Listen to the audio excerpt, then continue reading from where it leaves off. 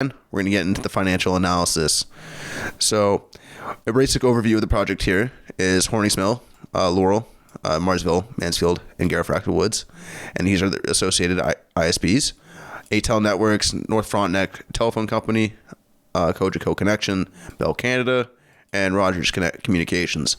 All these projects plan on being done by the end of 2022. But the one that's happening in Garafraxa Woods, being done by Rogers, might even be done by the end of 2021. The project values for the Hornies Mills one with ATEL Networks is worth approximately $4 million. This Laurel one, this number here was different than the one I was given before with the North Frontenac Telephone Company. I think I saw the number originally I saw was around $4 million. For some reason, the number that was finally listed on this website, approved projects. Yeah, $5.4 million. I'm pretty sure I saw $4 million listed beforehand in the documentation I was given, and I've seen published. But anyhow, I doesn't really matter to me. To be honest with you. Regardless, this isn't. Yeah. Anyways, I'm not going to get into it. But anyways, yeah. So anyways, here with the Cogeco Connection project in Marsville, that's a little bit over $850,000. And yeah, so Mansfield, $830,000 and $690,000 approximately, and Garafraxa Woods. But you can see what's being funded by SWIFT, what the numbers that were published, about 60%. Here, 68% here. Pretty high numbers, to be honest with you. I mean, as you can see here, what I got from the website is that SWIFT will offer up to 2/3 funding, which comes from the federal and the provincial governments, which is interesting to say the least. I'm going to be honest with you, because I mean, 68% is obviously more than 66%. I mean, and the 71% here down in Garafraxa Woods is more than that as well. They make. I mean, it's not. I mean, I can understand if they deviated a bit from the rules. I'm not gonna. That's not really the big deal here. I'm just highlighting this one because it's the most significant, and I mean, it's Rogers. They're not broke. But anyways, as you can see here, this one's the one with the smallest ISPs contribution, because I mean it's the inverse of this. But as you can see here, I looked up the comparable ISP packages, and that's what I got here for the references. This is North Frontenac here. This one here. But anyways, the cheapest one here is the one in Hornies Mills, and this is why I say you're lucky, the people in Hornies Mills, if you're dealing with ATEL Networks, because what you can see here is that for the most comparable internet package that is required by SWIFT is $49.95 a month. So that's 50 down and 10 up. That's the requirements from SWIFT. So that's pretty great, honestly, because I mean it's almost half the price as everybody else, the exception being Bell. But still significantly cheaper. And again here, as you can see with North Frontenac, what they're offering for 5010 is $94.95 a month, almost $100. Pretty expensive, but again, probably cheaper than what you're paying now if you have internet in this location. So I don't think anyone here is going to be complaining, but after a while, maybe you will, especially if you see what those guys in Hornies Mills are paying. I mean, your tax dollars funded that project too. But at the same time, maybe it's in our best interest to make sure that ATEL Networks gets everywhere else, because they're obviously doing something right where they can afford to charge only $50 a month for the service that people are charging upwards of $80 of, up to $95, as you can see here. But again, we'll see what actually happens. Competition is great, and obviously the little guys are needed, which I'll show you why, how important it is later on, because it just emphasizes how fortunate we are to have companies like ATEL Networks and North Frontenac Telephone Company. These communities are lucky to have them there, because they most likely wouldn't have gotten service if it wasn't for if you were just relying on Bell and Rogers, even with the funding provided by this project.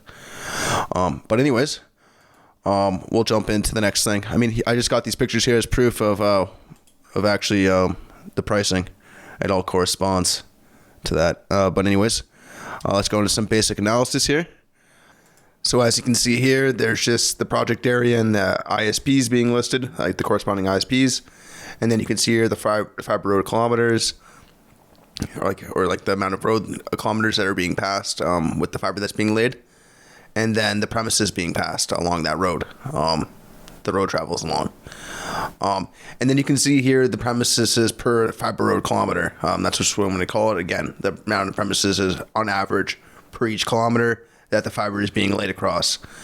And you can see here that the smaller guys, ATEL Networks, North Frontenac Telephone Company, and Cogeco Connections there, they have the least amount of premises per fiber road kilometer. And which is, I mean, you'd think that'd be a little different considering how many premises is passed and fiber road kilometers just at first glance. But I mean, if you actually do the math, they have way less. And you look at the smaller projects, the smallest projects theoretically. I mean, Cogeco's small too, but the Bell and Canada, the Bell and Rogers projects, on average, they cover a lot more premises per fiber road kilometer. Rogers there, and the 4.7 kilometers that is being covered along Old Carriage Road. It's 23 houses per fiber road kilometer. So, I mean, very profitable project for them down the line here. But then you can see here also with Bell, with the 17.4, 17 kilometers. And again, you can see with some of these numbers how they're already coming out ahead before I get to them. But I mean, the more you go into it, the more it looks like the big guys are just coming out winners here. And we're quite fortunate, again, like I said, to have the smaller guys, especially ATEL Networks and North Frontenac. Because, I mean, once we look at the payback periods, it's even more evident that we're lucky to have them. But you can see it here.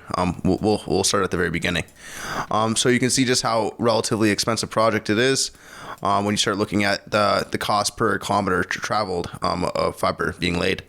And you can see here with North Frontenac Telephone Company, that's the most expensive. Actually, Rogers is the most expensive at the 4.7 kilometers being laid. It's $146,000, upwards of that, per kilometer. I mean, that's only, again, to cover 4.7 kilometers. And you have a similar situation here up in the Laurel project, going from Laurel to Camilla and up near Shelburne. It is along Mono Amaranth town line. It's 41.7 kilometers. Sorry, I keep on getting caught up, but it's almost $130,000 per kilometer for this project. But if you actually start looking at what the ISP is actually paying, because again, you can see the variety here. I mean, for the Bell project, it's only it's a little over $45,000 a kilometer, which is it's significantly cheaper. I mean, it's like a third of the price that the Rogers project is. So, and you can see the Swift subsidies vary as well. I mean, 20,000 here versus the 100,000 here. It's quite extreme, the variations. So you can see how the value of these subsidies kick in, kind of. And again, there's wide variety of reasons for why these costs fluctuate. I imagine terrain is a big one. How hilly it is versus how flat it is. But again, if you look at the ISP dollars per kilometer that the internet service provider is actually contributing, it gets a little bit more consistent because it ranges from around $25,000 to $41,000 or $42,000.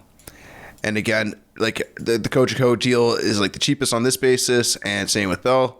But again, this isn't really a meaningful thing. It just kind of shows it's not really a meaningful metric, to be honest with you. It's more about the premises, because it's not like kilometers pay you any money. It's people, and people live at houses. They don't live on kilometers. Well, they do, but you know what I mean. But anyways, so when you start looking at the actual numbers here, but I mean, it's an interesting thing to look at, especially if you actually look at the overall project. I mean, that's a pretty crazy fluctuation there from 50,000 to almost 150,000. That's extreme.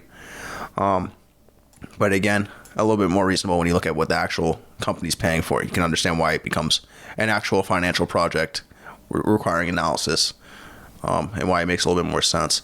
But again, sorry, I'm getting caught up with the numbers. You look at the actual house premises this past year, and it is, you actually look at the premises past year. It varies again from 108 to 650. But again, like I said earlier, you look at this and it starts making more sense. It's okay, well, 108 homes, but 23 homes per fiber road kilometer.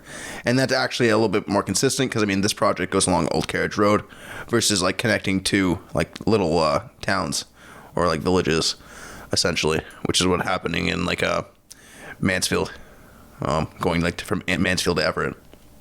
But anyhow, so when you look at this, you can see how project dollars per premises. I mean, it varies widely from $2,700 to $12,000. Again, this is just emphasizes like just how much it costs. But I mean, when you actually start looking at the investment here, you can kind of see how it makes more sense for the financial services provider, and you can see how Bell's coming out ahead here. Bell and Rogers, the big guys, it's costing them the least to hook up at home. And we saw the prices already. They're charging. I mean, Bell's the second cheapest, but it's still $80 a month. And then Rogers is almost it's like $90 a month. But I mean, you see ATEL here. It's $2,500. I mean, North Frontenac Company, it makes sense they have to charge the prices they do, I guess. I mean, they're the most expensive out of the bunch. So, I mean, it makes sense that they charge the prices they do, I guess. Because, I mean, honestly, like, if they're charging, like, it's almost double I mean, it's not almost double the price, but, I mean, it's significantly more expensive for them to hook up these homes. So, I mean, them charging $95 a month makes sense when you see what these guys are charging or how much it costs ATEL to hook up a home in this project, and they can charge $50 a month. So, I mean, there's obviously different models in these businesses, but the cost models are relatively the same when you look at actually providing incremental gigabits to customers. I mean, I won't get too deep into it. I mean, we can talk about the marketing, but I mean, these guys are getting a bunch of free marketing from all the press they're getting with the SWIFT project, and people just being desperate to get good internet. So, any sales costs and marketing costs are, I mean, of their own doing to a certain degree. But anyways, I've already gone over these premises. This is per fiber road kilometers. Like I said earlier, Bell and Rogers come out win the winners.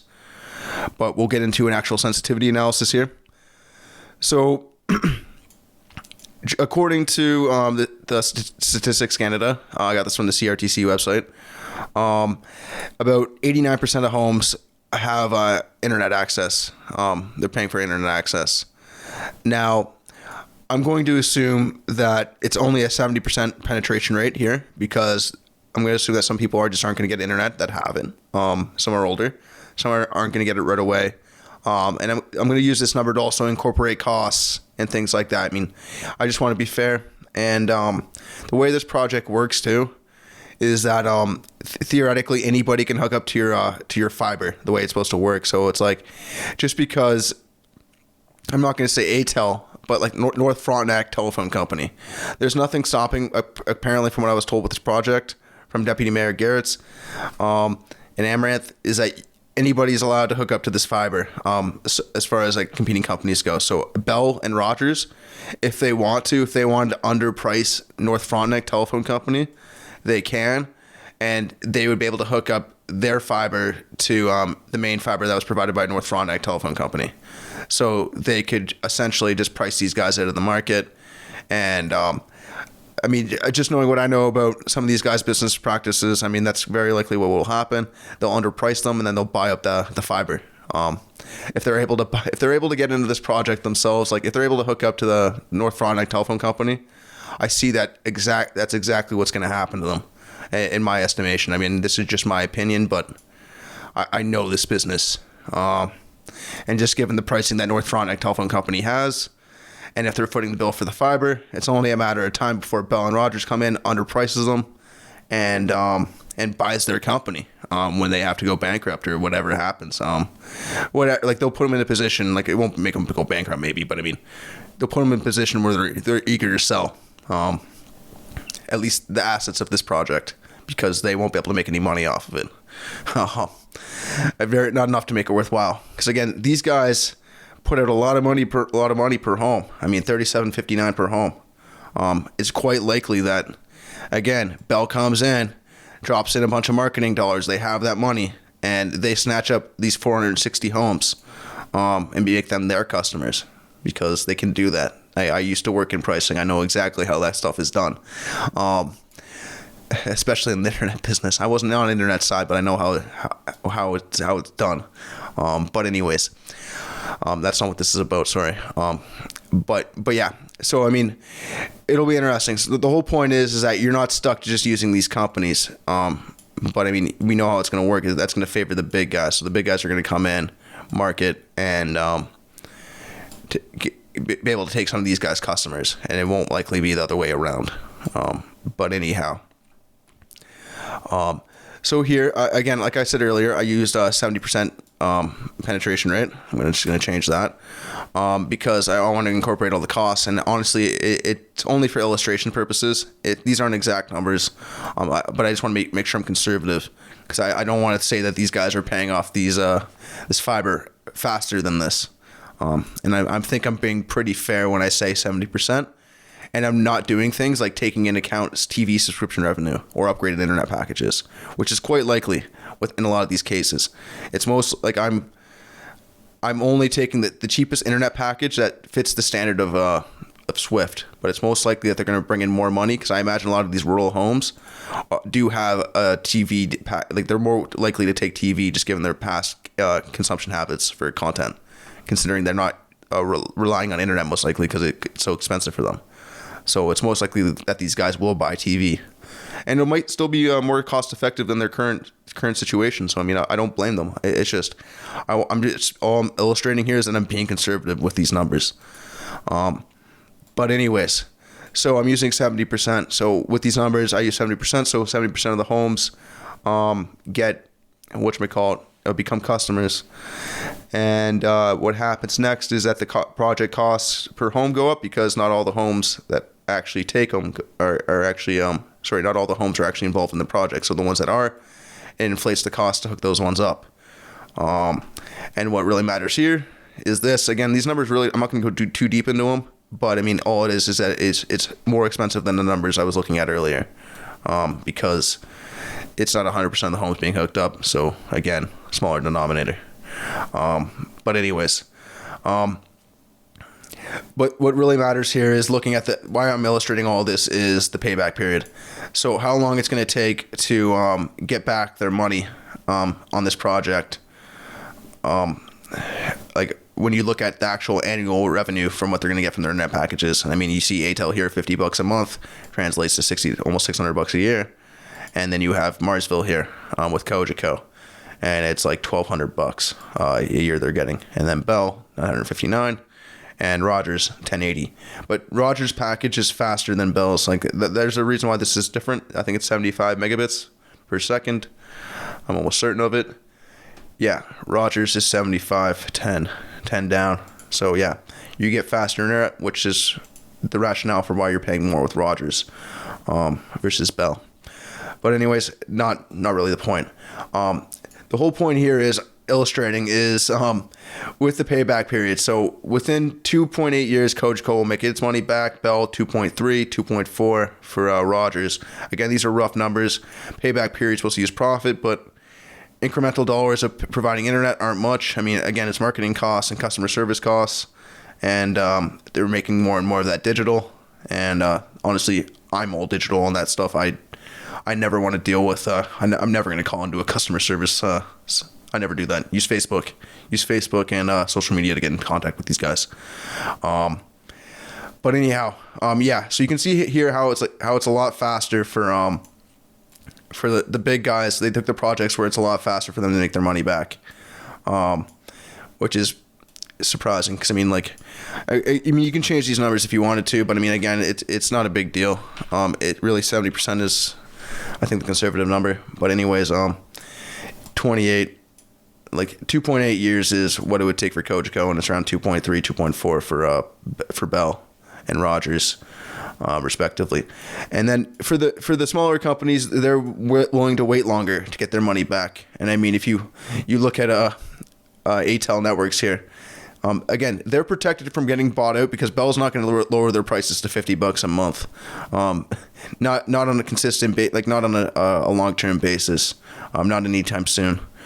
Same with Rogers. So I mean, ATEL's protected itself by having such a cheap price per month. But you see, Laurel and Cogeco, those guys are open. Bell could come in, $15 cheaper a month, $18 cheaper a month, and who wouldn't pay who wants to get on that deal? Especially if they give you a nice deal with fibre TV. They're gonna snatch up these customers so easily. It's gonna be brutal. Sorry, NFTC and Cogeco, but those customers are gone, man. You gotta lower your prices because Bell's gonna eat them up. But anyhow, again, I feel bad for North Frontenac and ATEL, especially ATEL. Well, ATEL will be fine, but North Frontenac. But why I do feel bad for both of them is if you look at this, if Bell paid for their entire project themselves, they'd have their project still paid for before NFTC does and ATEL does before they make their money back and like with the subsidies. I mean, in Bell, I understand they paid a lot. Like they paid for most of their project. I mean, they paid for 57% versus like 32 and 40% here. So I mean, it does make a difference. But I mean, still, it's like these guys. Bell has a ton of money. They're one of the biggest companies in the country. I know firsthand how much money gets wasted there. Honestly, I know personally, like I've seen how much, like the amount of money this project takes is I've seen money get wasted on people doing work that they shouldn't have been doing. Like literally, they were just doing it because they thought they had to and they didn't need to, and it cost more than this project. So I mean, that's my whole point. So anyways, it's ridiculous. So it's just frustrating to see the small guys getting kind of screwed in this deal, but at the same time, I'm sure it makes sense for them financially. I just, Cogeco and North Frontenac, man, your customers are gone. Like that's just the way it's gonna happen. Sorry. I mean, it's almost definitely the case that's gonna happen. Bell's gonna come up there, $15 less, $20 less, and you're done. Especially if they offer free TV. So, I don't know. It'll be interesting. But you can see here again just how the big guys win. And you'll see how more so what actually happens and transpires once everything gets laid out. Because again, the big guys and the little guys can hook up to each other's fiber in this one. And what's going to happen is Bell's going to come into Laurel and take up all those customers. But again, I keep saying it, sorry, but I mean it's our tax dollars are just funding. It's just Bell's good at what they're doing. They're good at this. I know firsthand.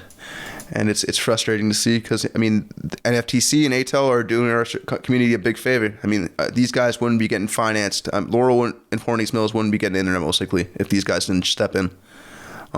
Because Bell and Rogers, I can almost guarantee you they would not be funding these projects. I mean, you look at these projects, 5.7, 4.7, and if you see the subsidies, I mean, it's going to be 15 years before you make the money back on this. I mean, if you raise the monthly cost for ATEL, if you move it up to $80 a month, it makes a big difference. But still, I mean, $50 a month for internet's great. And again, it's comparable speeds to Bell. It's the same speeds. So I mean, they should do it. They should all do it. But yeah. Anyways, I'm done harping on this. Sorry guys, I went really long on this one. But I thought it was pretty interesting. I hope somebody did too. And yeah. Anyways, if you're in Laurel, if you're in Hornings Mills, you're lucky, the luckiest. If you're in Laurel, you're going to be a North Frontenac telephone company customer for a bit, and then most likely you're going to be a Bell customer. NFTC, if you want to get in touch with me, you should probably do that because you're going to get eaten up, man. Give you some advice. But yeah. But anyways, I'm Josh MacEwen with Dufferin News, and until next time, thank you for listening, and stay safe and have a great one. Thanks.